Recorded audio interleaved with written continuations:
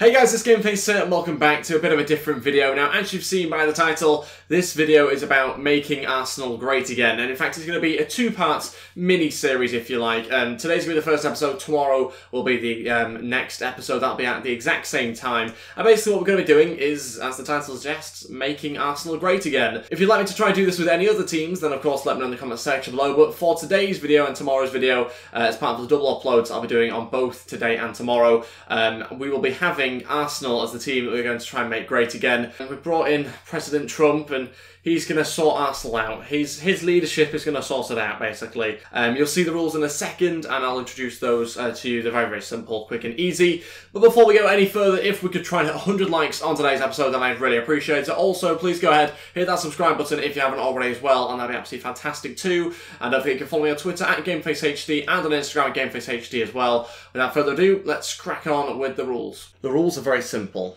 First of all, signings don't have to be realistic. Secondly, you have 4 seasons to turn the team around. Third, aim to win the quadruple in just 1 season. And then fourth, sim all games but the Champions League final. And of course, make Arsenal great again. Okay, so that's the rules over with. Should we go on with the video? Yeah, I think we should. Okay, so let's crack on with things straight away. This is what I have to work with this team. I was keen to obviously try and make some improvements wherever I could, in particular the defence. So we looked at, the first player we went for is Manolas. As you can see here, we agreed a deal of £40 million.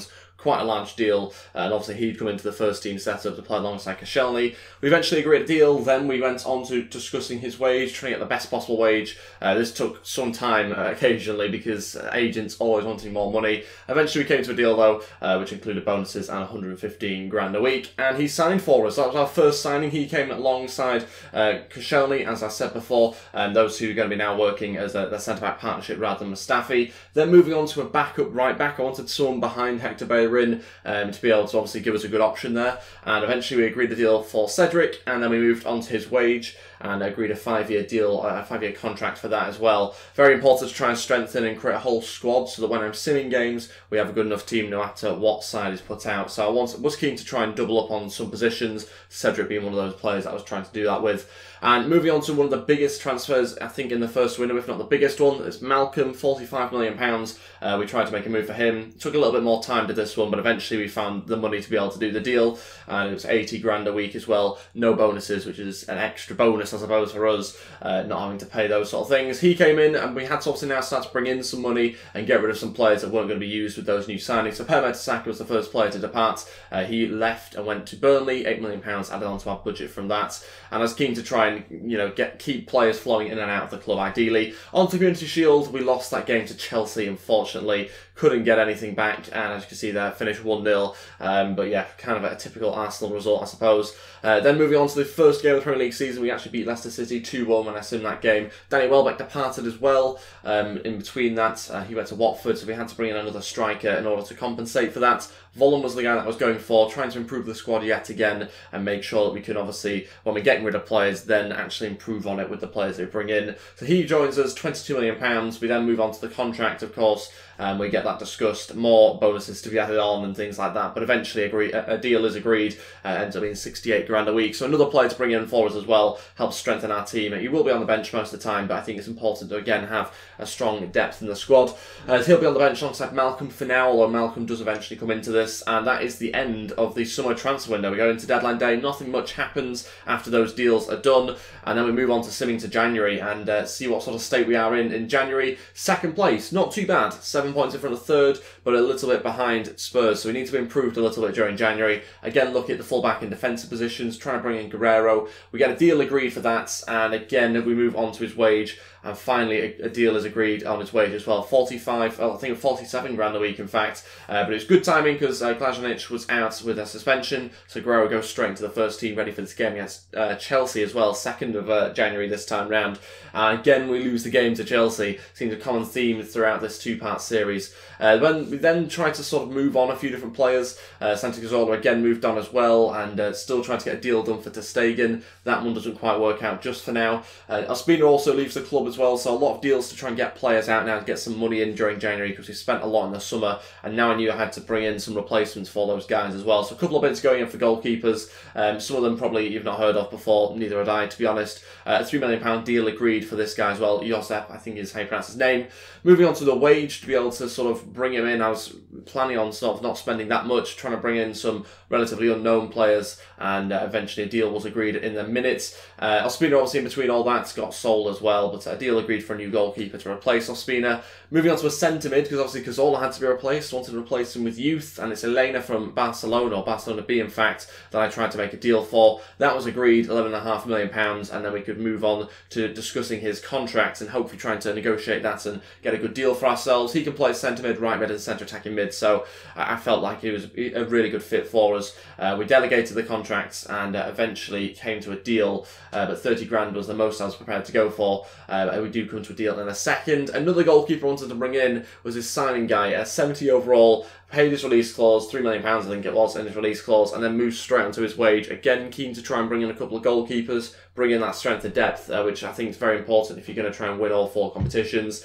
Elena deal was agreed as well, so he joins us now, which is fantastic news. Loads and loads of new signings brought in here. Simon, another deal that we managed to get agreed between the clubs, and then moved on to his contract, and it also accepted as well. So 2 new goalkeepers coming in there. Obviously, we've got a lot of keepers. That's something we need to sort out in the summer, and we do in fact release a couple of the young goalkeepers, I think, in this window as well. So we move on to the summer now, and we will sim through it all. I wish it was as quick as this, to be honest. It takes about 5 minutes usually. It's an unbelievable, it's absolute nightmare. I don't know why it's so slow in game, but we do quickly sim all the way to the end of the season, and I was kind of monitoring where we were in certain competitions, and I noticed that we've gone out of the Champions League, but in the semi-finals, so not too bad, but obviously it doesn't mean, obviously means in the first season we don't get ourselves into the final or win the Champions League. We do also finish 4th as well, so a typical Arsenal thing to do there. 72 points, we ended up 8 points behind Spurs, who went on to win the league. Unbelievable, really. You can see the full league table there. Bit disappointed, really. I was hoping for that 3rd position at least in our first season, but of course it is just our first season.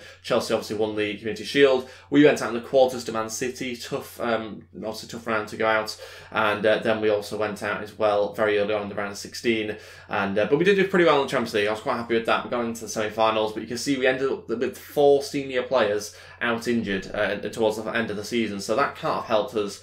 Meant that I really had to try and improve the squad going into season 2, which is exactly what we're going to do now. We're going to move on to season 2, and hopefully we can see an improvement over what we did last year. That's of course got to be the thing you've got to try and do, rebuild the team. It was never going to happen in a year. We had to bring in somebody else that was big, and that player to bring in was to begin with going to be Ter Stegen, because Petr Cech was getting a little bit older, going down overall. We had to bring in a big statement signing, and he was going to be the player we're going to bring in. £65 million. That deal was agreed, and he could now we could now discuss a contract with him as well to try and bring him in. So we went on to negotiate a contract, 200 grand a week, pretty happy about that. Obviously a lot of money, but I felt it was more than worth it, to be honest, to bring in a good quality goalkeeper ahead of Petr Cech, who still I think is at the club here. Still someone that we need to try and get rid of if we can, but Ter Stegen coming in 87 overall, an absolute improvement there, no doubt about it. Then we had to try and move on to some other players as well. Some players getting a little bit older. I was keen to sort of improve on Koscielny, so we tried to agree a deal there with West Ham. At the same time, I was trying to bring in a centre mid as well, a holding midfielder in Decore. Petr Cech going the other way in this deal, £20 million plus Cech, because they wanted a goalkeeper, and we managed to agree a deal with Watford. Then moved on to his contract, 69 grand a week was agreed on, and that meant Decore joined us. Now, a bit of a strange decision, maybe a bit of a strange signing, but actually went on to be a really, really good player for us. 82 overall, and his stats were very impressive. Koscielny moves to West Ham. That deal was agreed, £21 million we managed to get for him, and so now we need to look at other centre-back signings as well. We spent a lot of time looking at centre-backs, and I felt like it was necessary to bring in a big player if we could. A big Watford bid, though, for Malcolm. I couldn't believe the size of this one. £65 million, I don't know where I've got that from. He was asking to leave, so I did entertain the offer, and I actually said, well, if you give us about £80 million, then I'm actually happy to let him go, because he wants to leave, and we'll wait and see what comes of that. But I was basically going to focus now on a centre-back with Koscielny going out, so Monreal and £18 million to try and bring in a new centre-back here, and it's exactly what was agreed, so I was happy about that. And we managed to bring in a guy from AC Milan. Very, very pleased, because he does seem like a good sort of backup centre-back as well in this squad for now. But we were obviously going to move on to bigger and better signings as well. Negotiations broke down for the Malcolm deal, understandable about that. But I did want to pick out this, that there was 2 games in a row 2 days in a row we had a game on each of them. Couldn't believe that. That needs to be sorted out by EA. That's a terrible thing to happen. I don't know how we're supposed to go through both those games and get victories, but we did. We beat Burnley and we beat Malmo 2 games in a row, which was very impressive, and we can get through the summer transfer deadline day now without any more deals going through. Obviously we spent big on Ter Stegen, so not a lot of money really left in the pot after that, but we moved on to January. This is the January transfer window now,